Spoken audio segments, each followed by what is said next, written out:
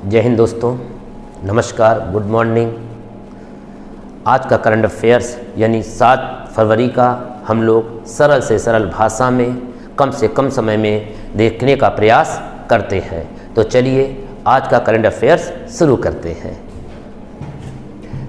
Clap अभियान किस राज्य ने चलाया है? तो इसे चलाया है आंध्र प्रदेश ने। तो यहाँ पे प्रश्न उठेगा क्लैप का पूरा नाम। क्लीन आंध्र प्रदेश नाम में ही छिपा है। CL का मतलब क्लीन और AP का मतलब आंध्र प्रदेश। क्यों चलाया है? आंध्र प्रदेश ने अपने गांवों में स्वच्छता अभियान के रूप में इस क्लैप अभियान को चलाया है। गांवों में स्वच्छता अभियान, ठीक है, पूछ सकता है क्लैप अभियान का संबंध किससे है? स्वच्छता अभियान से। उद्देश्य है गांवों में जितने भी कचरा हो रहे हैं, ठीक है, तो गांवों को कचरा से मुक्त करने के लिए या स्वच्छता के लिए यह अभियान चलाया गया है। तो आंध्र प्रदेश के जो इस समय CM हैं जगन मोहन रेड्डी हैं, वहाँ के जो राज्यपाल हैं विश्वभूषण हरिचंदन हैं, आंध्र प्रदेश की राजधानी अमरावती है, ठीक है। वहाँ का जो लोक नृत्य है वो कुचिपुड़ी है, ध्यान रखिएगा। यहाँ पे कुछ झीलें भी पाई जाती हैं जैसे कम्बन झील, कोलेरू झील, ये सब कहाँ पाई जाती हैं? आंध्र प्रदेश में। एक यहाँ का मशहूर राष्ट्रीय उद्यान है, उसका नाम है पापी कोंडा। क्या नाम है? पापी कोंडा। पापी कोंडा राष्ट्रीय उद्यान, ध्यान रखिएगा। पापी कोंडा राष्ट्रीय उद्यान किस राज्य में है? तो पापी कोंडा राष्ट्रीय उद्यान आंध्र प्रदेश में है। भाषा के आधार पर अलग होने वाला भारत का पहला राज्य आंध्र प्रदेश है। 1953 में यह भाषा के आधार पर अलग हुआ था, ठीक है। चलिए आगे बढ़ते हैं अगले क्वेश्चन की ओर।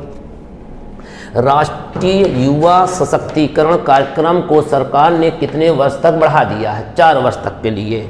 राष्ट्रीय युवा सशक्तिकरण कार्यक्रम क्या है? पहले युवाओं को मजबूत करने के लिए, युवाओं को आगे बढ़ाने के लिए, ठीक है, राष्ट्रीय युवा सशक्तिकरण कार्यक्रम चलाया गया था, ठीक है।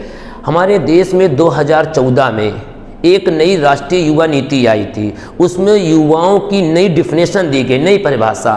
कहा यह गया कि 15 से 29 वर्ष के लोगों को ही युवा माना जाएगा। समझिएगा, हमारे यहाँ जो है युवाओं की परिभाषा क्या है? 15 से 29 वर्ष के। किस नीति के तहत? राष्ट्रीय युवा नीति 2014 के तहत, ठीक है। तो कै वर्ष के लिए? 4 वर्ष के लिए। क्लियर हो गया? आगे बढ़ते हैं। आत्मनिर्भर भारत डिजाइन केंद्र के लिए संस्कृति मंत्रालय ने किसके साथ समझौता किया है? SBI के साथ, यानी स्टेट बैंक ऑफ इंडिया के साथ। इस समय SBI के चेयरमैन कौन है? दिनेश कुमार खारा। कौन है? दिनेश कुमार खारा इस समय SBI के चेयरमैन है। SBI बना कब था? 1955 में। इसका हेडक्वार्टर कहाँ है?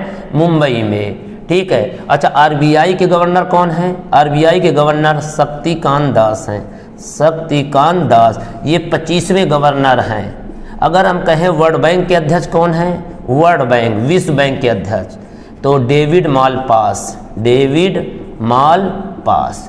तो आपको SBI भी पता चल गया, RBI भी पता चल गया और विश्व बैंक भी पता चल गया है। तो आइए देखते हैं, ठीक है। मेरा ये प्रयास रहेगा कि आपको इम्पोर्टेंट चीज़ें ही बताई जाएं। आगे देखते हैं।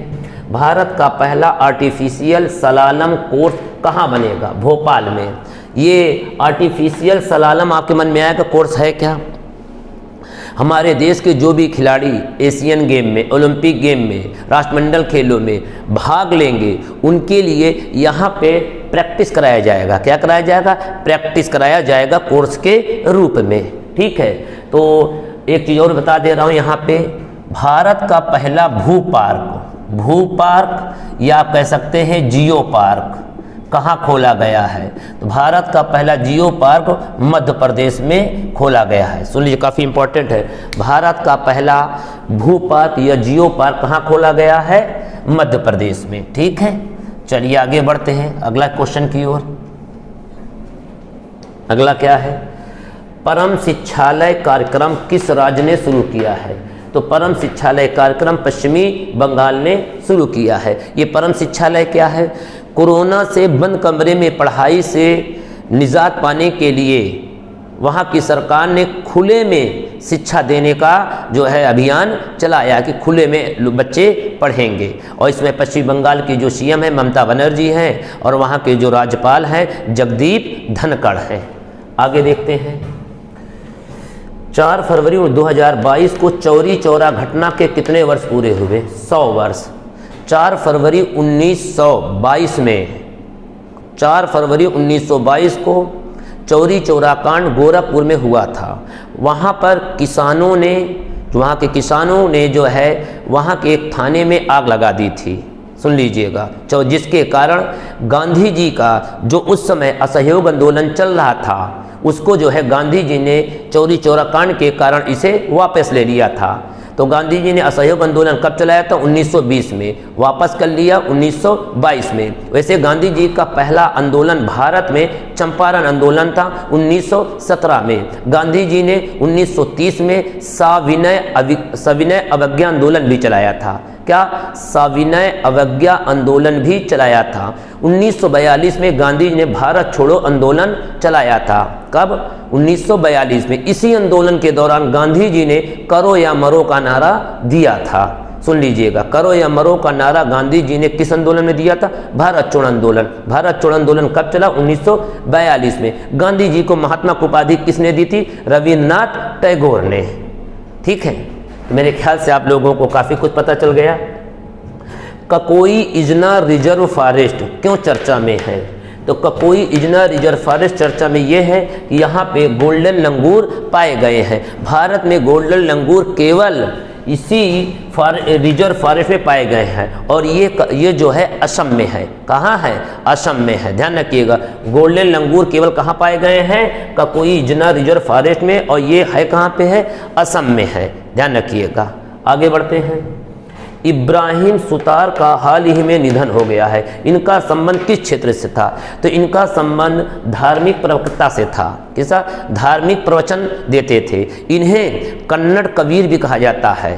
ध्यान रखिएगा, ये कन्नड़ के कबीर माने जाते हैं। ठीक है। 14वें अंडर 19 क्रिकेट वर्ल्ड कप किसने जीता है? भारत ने जीता है। अंडर 19 कौन सा संस्करण था? 14वां संस्करण। Under 19 one day cricket world cup किसने जीता? भारत ने। भारत ने इंग्लैंड को फाइनल में हराकर यह वर्ल्ड कप लगातार 5वीं बार जीता है। भारत ने अंडर 19 वर्ल्ड कप कितनी बार जीता है? 5 बार जीता है। और भारत के कप्तान कौन थे ये आपको देखना पड़ेगा। भारत के कप्तान जो इसमें थे यश ढुल। और कोच की अगर बात करें तो कोच थे ऋषिकेश कनितकर। ऋषिकेश कनितकर कोच थे। ध्यान रखिए, बहुत इंपॉर्टेंट क्वेश्चन है। और फाइनल में मैन ऑफ द मैच, एक होता है पूरे टूर्नामेंट में मैन ऑफ द सीरीज, एक होता है फाइनल मैच में मैन ऑफ द मैच। तो फाइनल में जो मैन ऑफ द मैच मिला था वो भारत के राज बाबा को मिला था। और मैन ऑफ द सीरीज या player of the tournament Dewald Brevis को मिला था। ये साउथ अफ्रीका के खिलाड़ी थे। मतलब कि पूरे टूर्नामेंट में सबसे अच्छा प्रदर्शन करने वालों को प्लेयर ऑफ द टूर्नामेंट या मैन ऑफ द सीरीज दिया जाता है। इसमें कुल 16 टीमों ने हिस्सा लिया था। कितने? और कुल मैच जो हुए थे वो 64 मैच हुए थे। और यह मैच वेस्ट इंडीज में हुआ था। कहाँ हुआ था? वेस्ट इंडीज में हुआ था। ठीक है, चलिए आगे बढ़ते हैं। तो भारतीय टीम के कप्तान कौन थे? यश ढिल। कोच कौन थे? ऋषिकेश कनितकर। कुल कितने टीमों ने भाग लिया? 16 टीमों ने। कुल कितने मैच हुए? जो है 64 मैच। और ये कौन सा संस्करण था? 14वें संस्करण में। भारत ने कितनी बार जीता? 5 बार जीता। Queen of melody, voice of millennium, Nightingale of India किसे कहा जाता है? लता मंगेशकर जी को। ठीक है, लता मंगेशकर जी का 92 वर्ष की आयु में 6 फरवरी 2022 का उनका निधन मुंबई के कैंडी हॉस्पिटल में हो गया था। ठीक है, इनके पिताजी का नाम जो है दीनानाथ मंगेशकर था। मैंने कल के वीडियो में जिसमें मैंने लता मंगेशकर का स्पेशल वीडियो बनाया था उसमें गलती से दीन दयाल लिख गया था, उसमें आप लोग सुधार कर लीजिएगा। दीन दयाल की जगह दीनानाथ मंगेशकर उनके पिताजी का नाम था। ठीक है, तो आज का वीडियो बहुत ही कम समय में बहुत ही सरल भाषा में आप लोगों को दिया गया है। उम्मीद करता हूं कि यह वीडियो आप लोगों को ज़रूर पसंद आएगा। तो आज का वीडियो मैं यहीं पे समाप्त करता हूं। नमस्कार, जय हिंद।